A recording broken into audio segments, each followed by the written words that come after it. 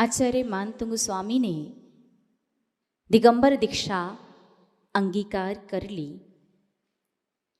राजा भोज की सभा में एक छोटा सा जैन बालक 5-6 वर्ष का होगा पहुंचा और राजा की वंदना करते हुए उसने राजा के सम्मान में 4 पंक्ति का एक संस्कृत का दोहा सुनाया। सभी लोग जानते हैं कि राजा भोज विद्या प्रेमी राजा था, संस्कृत विद्या से उसे बहुत लगाव था। जब उसने देखा एक 5-6 वर्ष का छोटा सा बच्चा इतनी अच्छी संस्कृत सुना रहा है तो उसने पूछा कि आपने विद्या अध्ययन कहाँ से किया। उस बच्चे ने बताया कि मैंने धनंजय कवि से संस्कृत व्याकरण को पढ़ा है। राजा बड़ा प्रसन्न हुआ। उसका मन धनंजय कवि से मिलने के लिए करने लगा कि जब छोटा सा 5-6 वर्ष का बच्चा इतनी अच्छी संस्कृत किसी के सामने पहुंच करके तुरंत उसके सम्मान में 4 संस्कृत की पंक्तियां बना दे, उसका गुरु कितना विद्वान होगा। तो राजा ने धनंजय कवि को अपनी सभा में बुलवाया। राजा भोज की सभा का प्रमुख विद्वान कालिदास जी। अब होता क्या है, जो सांसारिक पद प्रतिष्ठा होती है ना, संसारी व्यक्ति को सांसारिक पदों से इतना मोह हो जाता है कि उनसे कोई योग्य व्यक्ति उन्हें सामने दिखाई देता है तो वो उसे सहन नहीं कर पाते, क्योंकि यदि उन्होंने स्वीकार कर लिया सामने वाला योग्य है तो उनका पद चला जाएगा। कालिदास जी को भी यही लगा कि यदि राजा को धनंजय कवि ज्यादा विद्वान लगे तो प्रमुख विद्वान का पद मेरे हाथ से चला जाएगा। क्या किया जाए। अहंकार में आकर के कालिदास ने राजा भोज से कहा कि आप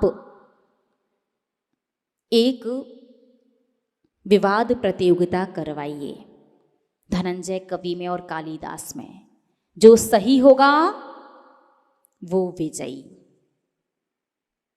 धनंजय कवि को बुलवाया गया।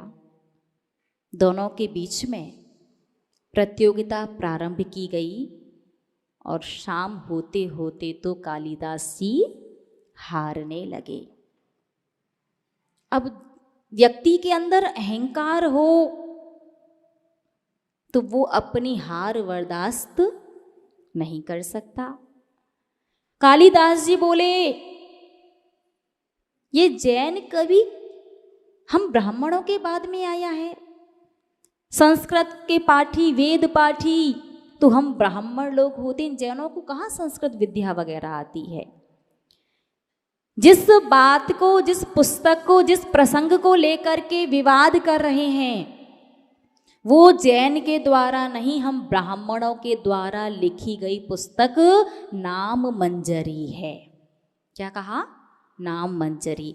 जबकि एकार्थवाची शब्दों को लेकर के वो विवाद था और एकार्थवाची शब्दों को लेकर के कवि धनंजय ने ही नाम माला नाम का एक बहुत बड़ा ग्रंथ लिखा है।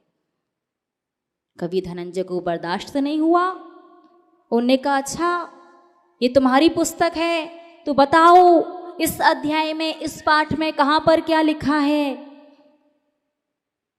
थोड़ी देर के लिए सन्नाटा छा गया। कालिदास बोला, मैं इससे विवाद नहीं करूंगा क्योंकि इसका और मेरा तो लेवल है ही नहीं, मैं तो इससे बहुत बड़ा विद्वान हूं, मैं तो इसके गुरु से विवाद करूंगा क्योंकि कवि धनंजय के गुरु थे मानतुंग स्वामी। कालिदास कहता है, इसके गुरु इतने गरीब, कपड़े तक तो उनके पास है नहीं, नग्न घूमते हैं, बर्तन नहीं है, हाथ में भोजन करते हैं और तो छोड़ो 2 वक्त के भोजन का ठिकाना नहीं है, सो एक बार से काम चलाते हैं। संसारी प्राणी की व्यामोहता रे भोले प्राणी, तुझे लग रहा है साधु के पास व्यवस्था नहीं है इसलिए ऐसा कर रहे हैं, ऐसा नहीं है।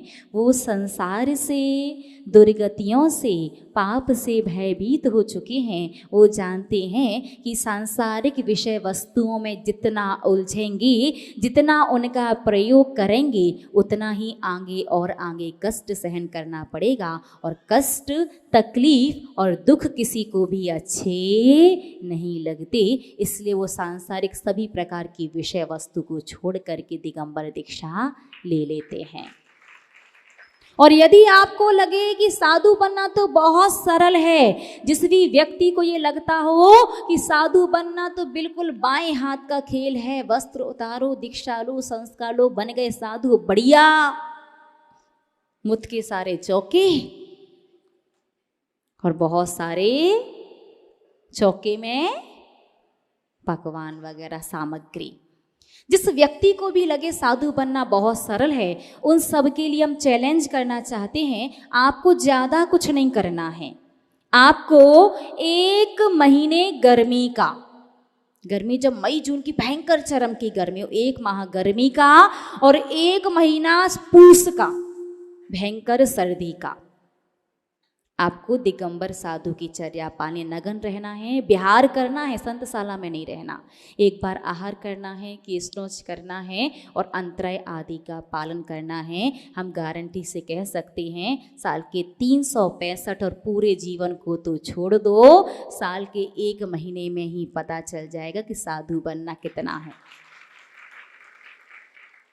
ठीक है ना? जब भी लगे तो क्या करना, 1 महीना भयंकर गर्मी का और 1 महीना भयंकर सर्दी का दीक्षा लेकर के विहार करके मुनिचर्या पाल लेना।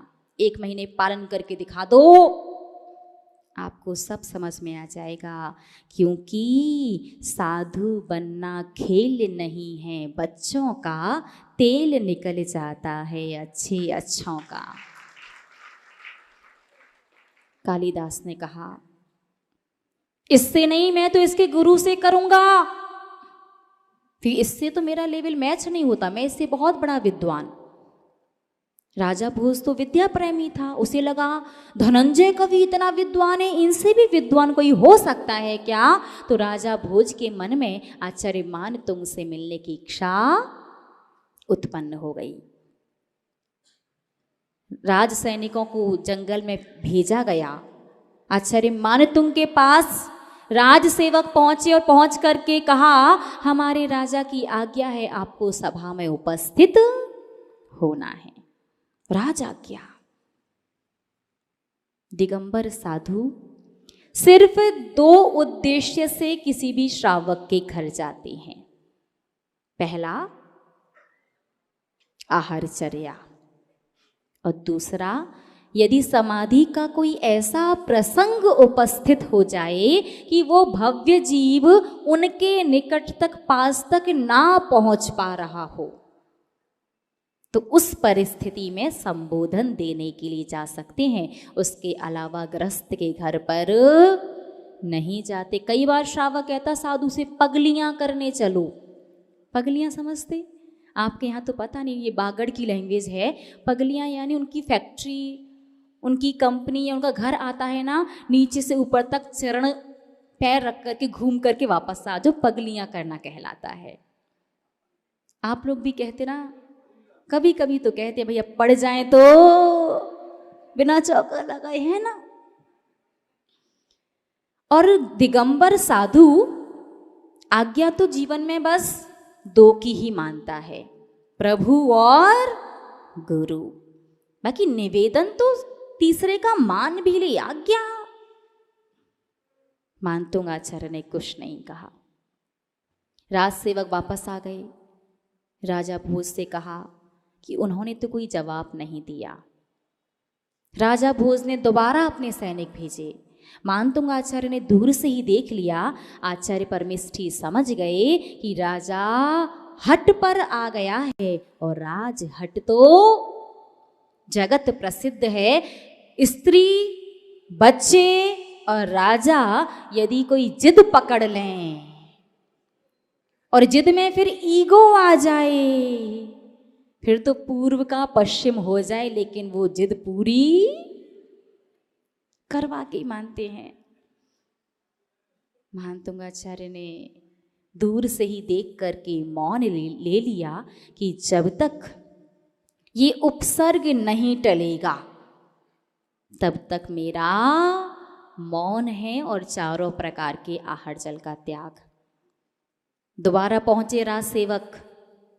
इस बार आचार्य परमिष्ठी आंखें बंद करके ध्यान में बैठे हुए थे।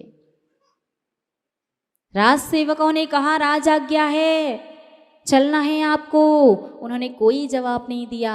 थोड़ी देर बाद सैनिक वापस आ गए। अब कालिदास ने राजा भोज को भरना शुरू कर दिया। मैं तो पहले कहता था, कुछ आता ही नहीं उन्हें। आता होता तो एक ही बार में आ जाते। वो तो अपनी मूर्खता छुपा रहे हैं, क्योंकि कहते हैं ना कि मूर्ख की शोभा मौन में है। अरे भैया, मूर्ख की शोभा मौन में, वो तो ठीक है, लेकिन मूर्ख से बात करने से भी अच्छा मौन ही है। राजा भी भड़क गया कि मेरी आज्ञा कोई नहीं टाल पाता। वो कैसे टाल रहे हैं? इस बार तीसरी बार उसने आज्ञा दी कि यदि वो राजी राजी नहीं आए तो जबरदस्ती पकड़ करके खींचते हुए तुम्हें मेरे सामने लेकर के आना है। सैनिक पहुंचे। आचार्य परमिष्ठी ध्यान में बैठ गए।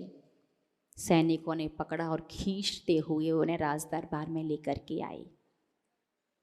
आचार्य परमिष्ठी मौन खड़े हैं।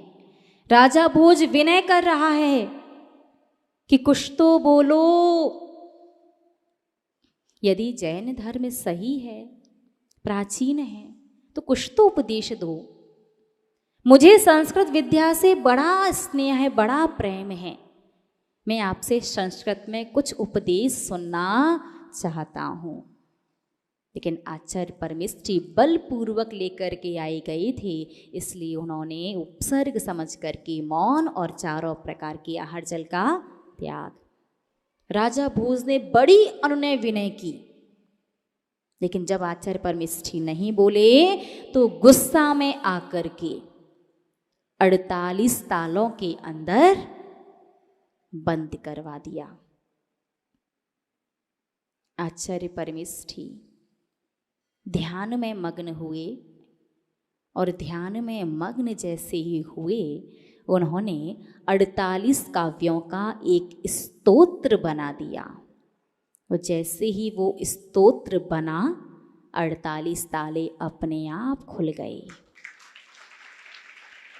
धर्म स्नेही महानुभाव, ध्यान से सुनिए, ये चौथे काल की नहीं, आपके इसी पंचम काल की बात है।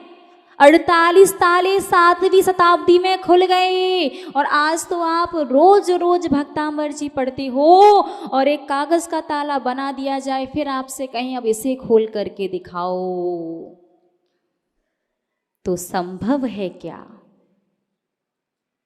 कागज का ताला नहीं खोल पा रहे हो, फिर 8 कर्मों की 148 प्रकृतियों के ताले कैसे खोलोगे?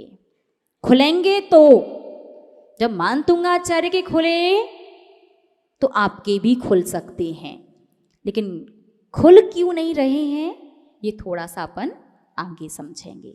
मानतुंगाचार्य बाहर निकल करके आ गए। सैनिकों ने देखा तो उन्हें लगा शायद हमने लॉक अच्छे से नहीं किया था। दोबारा उन्हें जेल में बंद कर दिया। एक एक ताले को 2-2, 3-3 बार अच्छे से चेक किया। मानतुंगाचार्य जैसे ही अंदर पहुंचे, पुनः उस स्तोत्र का स्मरण किया, सारे ताले खुल गए और बाहर आ गए।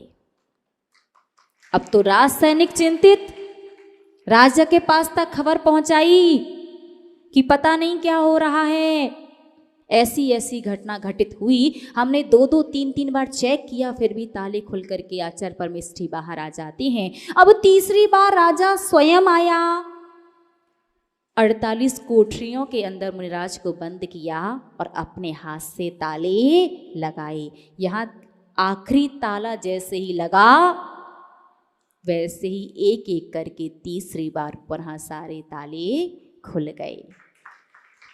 आचार्य परमिष्ठी उस कारागृह से बाहर निकल कर के आए, वृक्ष के नीचे बैठ गए।